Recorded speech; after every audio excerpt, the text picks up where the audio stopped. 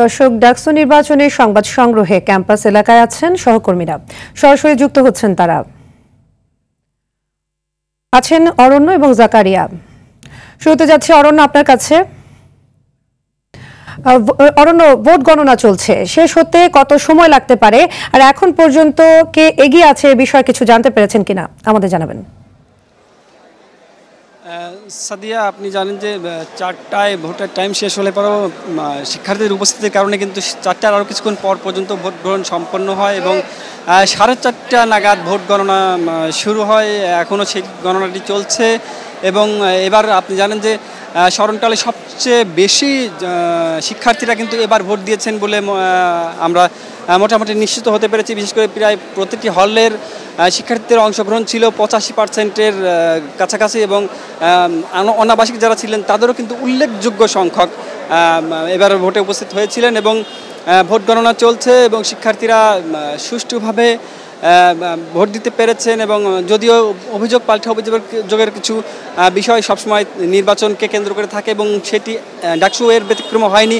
আমরা দেখেছি যে ঢাকা বিশ্ববিদ্যালয়ের ছাত্র দলের সভাপতি রাকিব এবং সাধারণ সম্পাদক নাসির কিন্তু ঢাবি ভিসির সঙ্গে সরাসরি দেখা করেছেন এবং তাদের মধ্যে যথেষ্ট পরিমাণ 12টি অভিযোগ কিন্তু তারা ভিসি বরাবর দায়ের করেছেন, যেখানে তারা ভিসি সহ ঢাবি প্রশাসনকে জামায়াতি একটি প্রশাসন হিসেবে অভিহিত করেছেন এবং ইলেকশন ইঞ্জিনিয়ারিংয়ের একটি আশঙ্কা কিন্তু তারা জানিয়েছেন। এবং পাশাপাশি ঢাকা বিশ্ববিদ্যালয়ের যে গেটগুলো রয়েছে, প্রবেশদ্বারগুলো রয়েছে, সেই প্রবেশদ্বারগুলোতে মানুষ জমায়েত হয়েছিল অনেক এবং সেই জমায়েত মানুষকে জামায়াত শিবিরের লোকজন অভিহিত করে রাকিব বলেছেন যে এর মাধ্যমে ভোটে প্রভাব বিস্তার করার একটি প্রচেষ্টা রয়েছে, এই অভিযোগ কিন্তু তিনি করেছেন।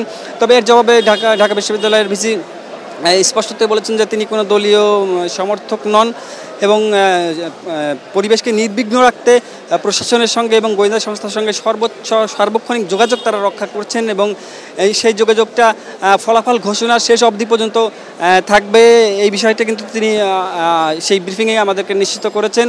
এবং তার পাশাপাশি আমি আপনাদেরকে যদি বলে রাখি, আসলে ভোট গণনা চলছে, এখনও কোনো কিছু বলা যাচ্ছে না, কে এগিয়ে বা কে পিছিয়ে তেমন কোনো নির্দেশনা কিন্তু নেই। বিশেষ করে গণনার ওখানে কিন্তু কোনো মিডিয়াকে রাখা হয়নি, শুধুমাত্র পোলিং এজেন্ট যারা রয়েছেন তারাই ভোট গণনার স্থলে রয়েছেন। সুতরাং আমাদেরকে অপেক্ষা করতে হবে এবং সর্বোচ্চ সংখ্যক ভোট পড়ায় ভোট গণনাও একটু সময় বেশি লাগবে বলেই কিন্তু আমরা অনুমান করছি। তো সাদিয়া, আপাতত এতটুকু ছিল আমার এখানে এবং আমাদের সহকর্মী জাকারিয়া রয়েছেন রাজু ভাস্কর্যের পাদদেশে।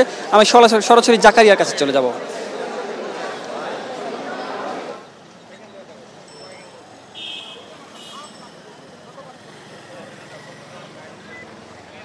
জি অর্ণব গফুর, আপনাকে ধন্যবাদ। আমি এই মুহূর্তে আছি ঢাকা বিশ্ববিদ্যালয়ের সন্ত্রাস বিরোধী রাজু ভাস্কর্যের পাদদেশে এবং এখানে আপনারা জানেন যে দীর্ঘ 8 ঘন্টা ধরে ঢাকা বিশ্ববিদ্যালয়ের কেন্দ্রীয় ছাত্র সংসদ এবং হল সংসদের যে নির্বাচন সেটি হয়ে গেছে এবং এখন ভোট গণনা চলছে।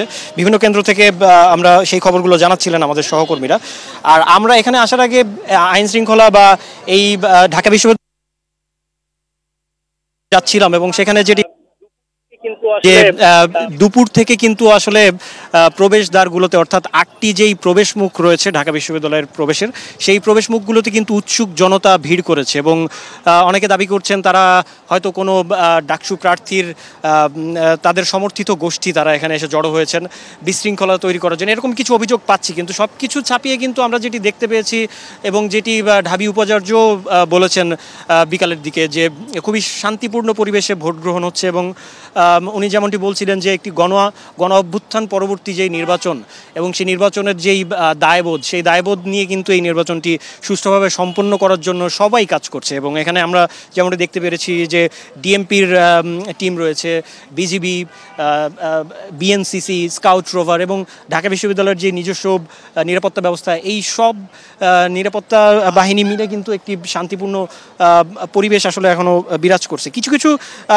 আমরা বিক্ষিপ্ত অভিযোগ শুনতে পেয়েছি, কিন্তু সেটি তেমন আমলে না নিতে বলা হচ্ছে আইনশৃঙ্খলা রক্ষাকারী বাহিনীর পক্ষ থেকে। এবং আমি যদি একটু আপনাকে বলি যে এখন পর্যন্ত প্রায় 85% ভোট কিন্তু কাস্ট হয়েছে এই ডাকসু নির্বাচনে এবং এই এই এই এই নির্বাচনের যে কার্জন হলে যে কেন্দ্রটি ছিল সেখানে 80% বেশি হয়েছে ভোট পড়েছে এবং শারীরিক শিক্ষা কেন্দ্রে 83%, টিএসসি কেন্দ্রে 69%, ঢাকা বিশ্ববিদ্যালয়ের ক্লাব কেন্দ্রে 67, উদয়ন স্কুল কেন্দ্রে 84 থেকে 85, ভূতত্ত্ব বিভাগ কেন্দ্রে 65 এবং ইউনিভার্সিটি ল্যাবরেটরি কেন্দ্রে 65.25% ভোট পড়েছে। এবং এই ভোট গণনা সব কিছু নিয়ে কিন্তু যেটি আমরা আসলে দেখছিলাম যে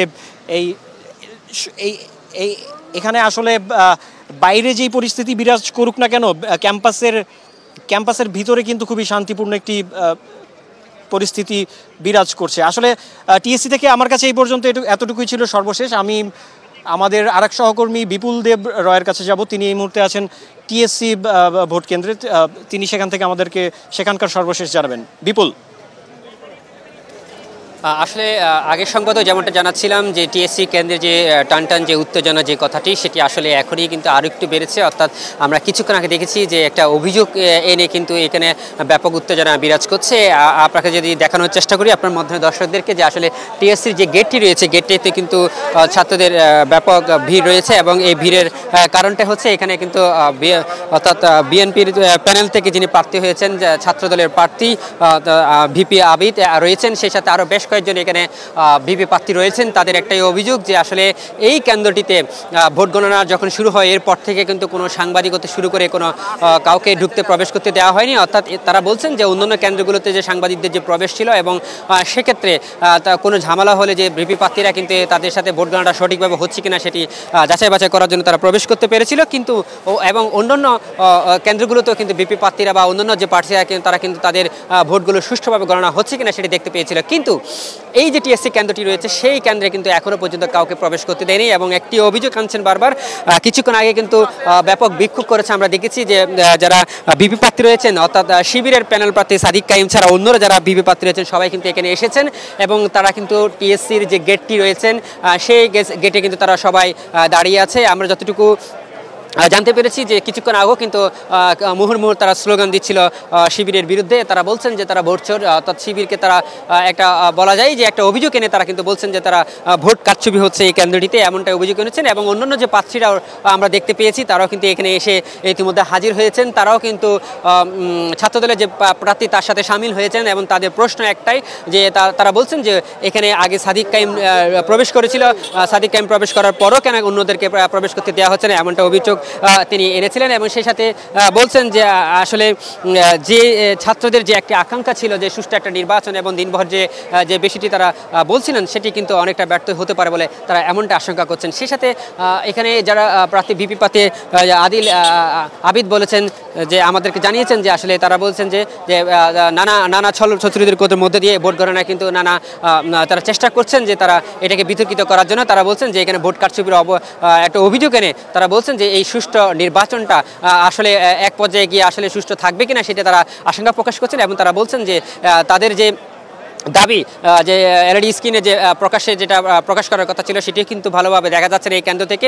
অর্থাৎ বলতে এই যে কেন্দ্রটি রয়েছে সেই কেন্দ্রটি নিয়ে ইতিমধ্যে এখনও তারা অবস্থান করছে কেন্দ্রের কেসি গেটের সামনেই। তারা বলছেন যে এটা যদি সুষ্ঠু তদন্ত না হয় বা ব্যবস্থা না হয় তারা কঠোর থেকে কঠোর আন্দোলন যাবেন, এমনটা আমাদেরকে জানিয়েছেন। তো এই ছিল আমার কাছে সর্বশেষ তথ্য টিএসসি এলাকা থেকে।